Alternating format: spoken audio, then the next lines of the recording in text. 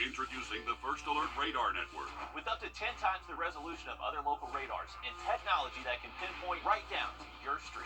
First just got faster. Trust meteorologist Mikkel Hannah Hardy for your first alert.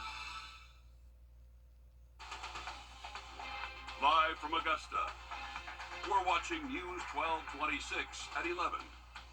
Good evening. The Richmond County Board of Elections teamed up with the I Vote My Vote campaign to help voters with disabilities practice casting their ballots for upcoming elections. Poll workers from the National Federation of the Blind of Georgia Gardens City chapter helped while encouraging people who are learning the process for the first time.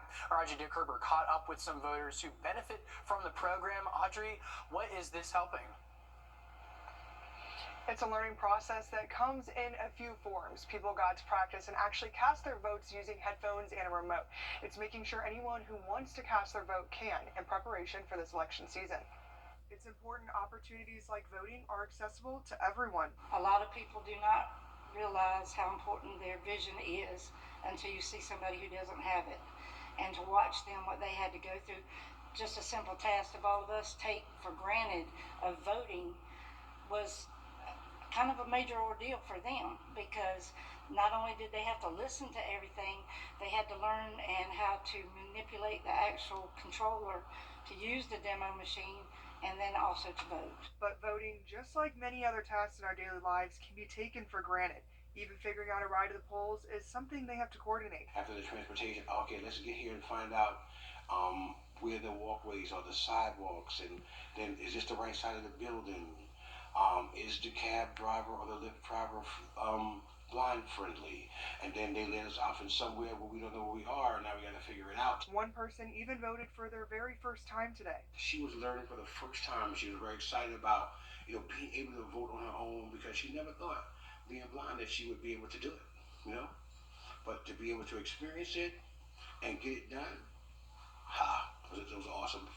Thing for her. Hoping this starts a conversation for a more accessible and inclusive future. We want to achieve more integration into the community, working with law enforcement, even working with housing to make sure that there's adequate housing for people with disabilities. You can vote this week from 8:30 to 6 at the Municipal Building downtown, and they encourage everyone to come out and have their voices heard. Great people creating equal opportunity for all. Thanks for that, Audrey. Now we're going to take a look over at Grovetown exit 190 at the Diverging Diamond. Looking pretty smooth there with only those teetering cars into the night. But I'm going to leave the weather up to the expert First Alert meteorologist Emily Acton. What can we expect heading into the week? Great conditions, a lot better than what we saw this weekend. We didn't see any rainfall today, but it was pretty gloomy throughout the greater part of our Sunday, and that kept our temperatures relatively low. We were in those lower 60s for this afternoon, so it really didn't warm up too much. Now the sun has set a while ago, and we're cooling off slowly but surely. I think we'll bottom out right around 55 overnight tonight, so pretty warm start to our Monday, and we can expect to see temperatures rebound for our Monday. We could expect to see highs right around that 75-degree mark in some spots. So again, that cloud cover is going to break up for the later afternoon hours especially. So we'll get some great sunshine during our prime heating hours. So that's really going to help us, again, jump up into those middle 70s. And we'll cruise in the middle 70s throughout the rest of our work week, Craig. But rain is in the forecast, and I'll let you know when coming up. Alrighty, thanks for that, Emily. Now, the Edgefield County coroner says a man is dead after a shooting in Johnston. He says 35-year-old Ricky Martin Jr. from Sumter, South Carolina, was shot multiple times at an apartment complex on May Street. The Edgefield County Coroner's Office, Sheriff's Office, Johnson Police, and SLED are all investigating this incident and will continue to keep you updated. Now, we have an update about the death of a Thomas Jefferson Academy student that happened earlier this week. On Friday, Academy officials posted on Facebook about the death of Carter Gay, a junior and member of the football and shotgun teams. Today, the Jefferson County coroner says Gay died from an accidental gunshot wound in a field close to his home. And staying in Georgia, the opening day of the season at Six Flags was interrupted by gunfire, with one person injured last night. Cobb County police say officers arrived to help park security just after 6 p.m. as fights broke out in a crowd of 500 to 600 people. Authorities followed the crowd out and away from park property. That's when an unknown amount of suspects fired at officers. The officers shot back, hitting a suspect who was taken to the hospital. And over in North Kansas, city police say 2 people were shot outside a high school basketball game yesterday. City officials say one was a teen and the other was an adult. Officials have not given an update on the suspected shooter, and the high school where the shooting happened, Kansas City, was on lockdown after it started. A witness says it was a packed area in the gym and described their feelings after the shooting. You know, I don't think nobody came here thinking today, like, oh, I could lose my life, or, oh, I could get shot. Like, you know, I just wanted to watch my brother play basketball, but I feel like this is insane that Kansas City has to go through this so often. You know, first it was the parade, and now it's, all in the same span of 2-3 weeks. Officials say later in the evening, the teenage suspect was in serious but stable condition. And today marks the commemoration of the 59th anniversary of Bloody Sunday. Barry Fleming's seat to fill Barry Fleming's seat, after he was appointed as a judge by Governor Kemp. And at least one person is still missing after a home explosion in Nebraska. The city of Lincoln is currently under a state of emergency with buildings damaged yesterday in Wood River. That's in the western part of Lincoln, Nebraska. One person was taken to the hospital, and another near the explosion described their experience after it happened. I was kind of dozing off, and then I heard a loud boom, and I thought something in our garage fell, or we have a race car in our garage, so I thought something happened with that. And then he was yelling my name, and I was like, I didn't do anything, it wasn't me. And then I walked outside the front door, and there was just debris everywhere. Nebraska officials do not believe there's an ongoing safety threat despite declaring that state of emergency. A package containing cocaine-infused rollerblades was seized from a Washington state home on Friday. You heard that right. The sheriff's department says the package came from Bogota, Colombia, and police say they were notified about it from Homeland Security. The wheels of the rollerblade were identified as suspicious, and testing revealed they were infused with a substance that tested positive for cocaine. Officials found over 1,000 grams of cocaine along with forged documents at that home. And coming up, we have a new number 1 at the box office. The top 5 estimates coming up next. When moderate to severe... Your safety comes first with the First Alert Radar Network. First just got faster. Trust meteorologist Emily Acton for your First Alert. Theater owners were counting on a gargantuan sci-fi release to boost the box office, and it came through. David Daniel has the early estimates for this weekend's top 5 films. Get up. Get off. Get off. Madam Web made $3.2 million, landing at number 5.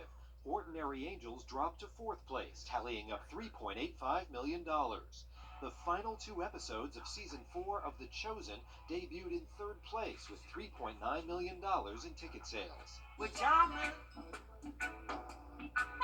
The thing that jamming was a thing of the past. Bob Marley, One Love lost the top spot, but a 2nd place haul worth $7.4 million put the musical biopic at $83 million domestic. Your blood comes from dukes and great houses. As expected, Dune Part 2 dominated the box office in its opening weekend, making $81.5 million, easily the biggest debut of the year so far. In Hollywood, I'm David Daniel. Biggest debut of the year. It's going to be the movie of the year. Everyone, you got to go watch this. This inspired Star Wars. Star Wars inspired Harry Potter. So if you're a nerd, you got to get to the theaters. You got to watch it in IMAX. You got to see this movie. Craig has been talking about this movie all weekend. He's very passionate about it. So I'm listening 2 more times to you. in theaters. You have to see it. You have to see it. You have to see it, then read the books. I still haven't read the books, but you have to see it while it's still in theaters. All right, I got it. I got it written down. I got it in my head. We're gonna see it. But Craig is very, very passionate about this, and I love it. I love to see it. Oh boy. Switching things over though to the weather, something that I'm passionate about. It's telling you guys what to expect this week. Overnight tonight, conditions are going to be on the warmer side. We're only sitting at 60 right now, so we're really not going to cool off much more than that. So still pretty mild for those overnight hours, and that's what the rest of the CSRA is seeing. Again, upper 50s, low 60s. We'll cool off to right around 55 for the overnight, but we're going to see an abundance of cloud cover sticking around throughout the overnight hours, but no rainfall for the rest of our day today and even throughout the day tomorrow. I should say the rest of the night and throughout the day tomorrow. Starting off again in those middle 50s for our Monday, so pretty mild out there, and then we're going to see some nice breakage in that cloud cover there, and that's going to help our temperatures jump up into those upper 70s, so or middle 70s for some spots, upper 70s for others. So again, we're going to see plenty of sunshine for our afternoon Monday. Still a little bit of cloud cover mixed in there, but a lot more sun than what we saw today. Now Tuesday, really going to be a rinse and repeat. We'll start off with temperatures in those middle 50s, then we'll warm up into those 60s by noon, topping off in those middle 70s. Now, rain chances come into play later in the evening and into the overnight hours. We can expect to see some rainfall, and that's going to last into the day Wednesday for us. So taking a bigger look at this, what we can expect, we can see that rainfall start to form from the Gulf and then really push northward again late Tuesday evening into the overnight hours, and then Wednesday. That's when we can expect to see some more of that widespread heavy rainfall. But check out Thursday. Not a cloud in the sky expected. We'll warm up into those middle 70s, so a beautiful, beautiful Thursday on tap for us. Now, once again, to Friday, things will change a little bit. Really later on in the evening and overnight hours, that chance of rain comes into play. Really going to be for our Saturday to see that more widespread heavy rainfall. Could hear a couple rumbles of thunder on Saturday, but should be out of our hair by midday Sunday. So when it's all said and done, the first round of showers moving through Wednesday, could see anywhere from an inch to maybe even an inch and a half. This might be a little bit overdone, showing an inch and 3/4, but once we get through Saturday, that's when we could see close to 2.5 inches in some spots in terms of rainfall. But again, that will be for the whole week. So we have two systems coming through. When the week's said and done and those two systems are out of here, we could see anywhere again from about 2.5, maybe even 3 inches in some spots. So Monday, Tuesday, not looking bad at all. Later on in the afternoon and evening Tuesday, that's when the rain chances come into play, lasting throughout the mid-morning at least on Wednesday. Thursday looking beautiful, mostly sunny, highs in those middle 70s. Then rain chances come back into play late Friday, lasting throughout the day Saturday and possibly even into the early morning hours Sunday, Craig. Keeping that umbrella handy. Thanks for that, Emily. Now, as we head to break, here is a time lapse of Milwaukee from earlier today and your winning lotto numbers.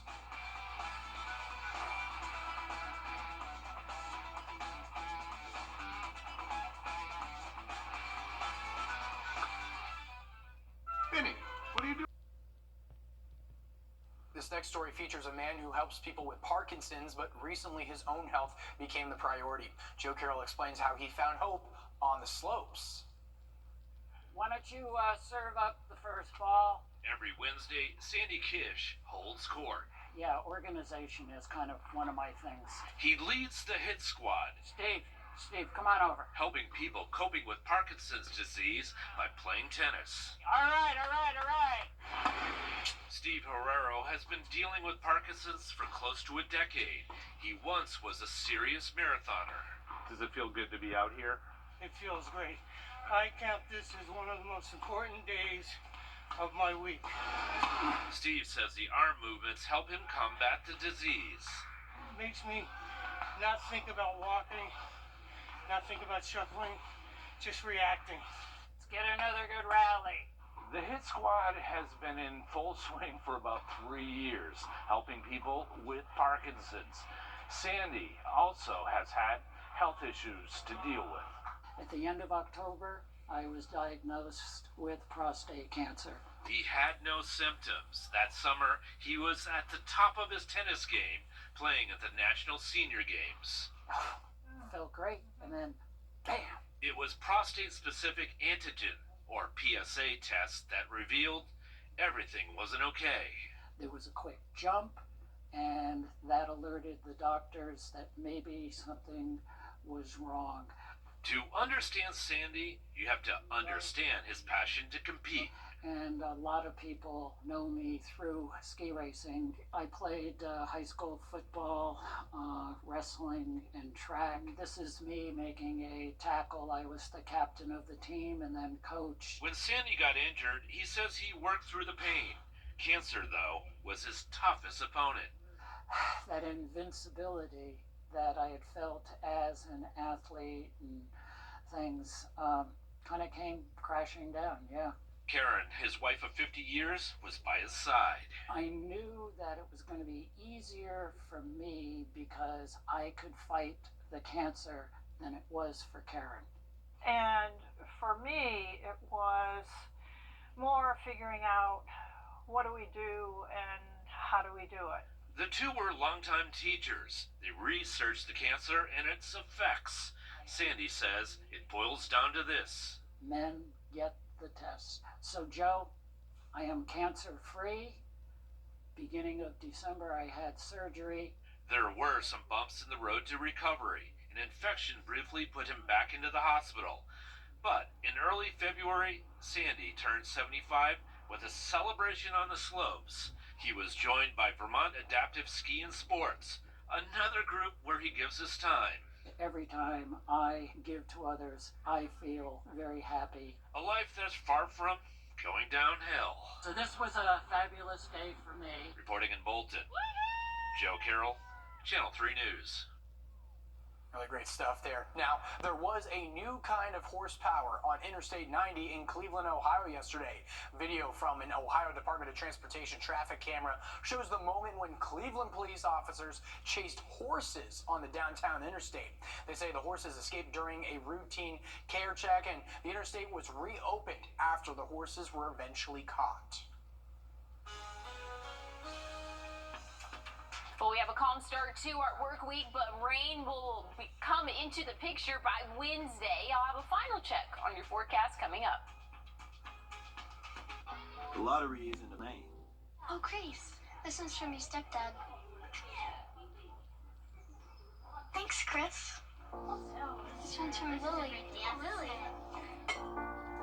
Okay, great. Let's add the milk. Can I have a Coke? That's perfect. You know this. Fort McHenry. Good job, Grace. Thanks, Chris. I just wanted to say a big thank you to my mom and Chris. Where did you guys meet? Psychology class. Wow.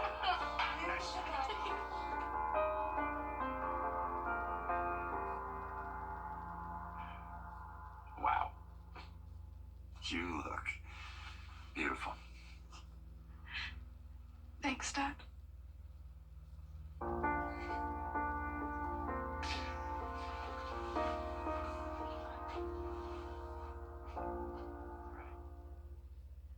All right, one more story before we go. We avoided snow to start this year in the CSRA, but one reporter in California went live during a snowball fight. That was fair game. Reporter did say she let the people playing near her shoot at her, knowing she was allowed to be hit with the snowballs during the fight, and they did not hold back. Eventually, at the end of her segment, she was able to join in as well for a fun time. Looks like a great time out there in California. I don't know, we're in the South. What would our live snowball fight equivalent be, Emily, you know? Oh, I don't know. That's a good question. It would have to be something warmer, obviously. Like a mud flight? Yeah. Okay, I like that. Yeah, we could be doing something like that here, but thankfully we're not seeing temperatures like that. We're not seeing conditions like that either. Lots of snow falling down in California right now, but thankfully here we are sitting in the middle 70s. Drastic difference. We'll be right around 75 for our Monday. Tuesday not looking too different, but rain chances come into play later on in the evening, lasting until midday Wednesday. Thursday, definitely my day of the week. Looking beautiful, mostly sunny, highs in those middle 70s. Friday not looking too bad, but rain chances do come back into play later on in the overnight hours, and that will last throughout the day. Saturday, unfortunately. Sunday looking a little bit cooler in those upper 60s, but overall a very spring week for us, Craig. Well, thanks for that, Emily, and thank you for joining us here on News 12 at 11. Be sure to stick around for our guys at Law Call coming up right after this.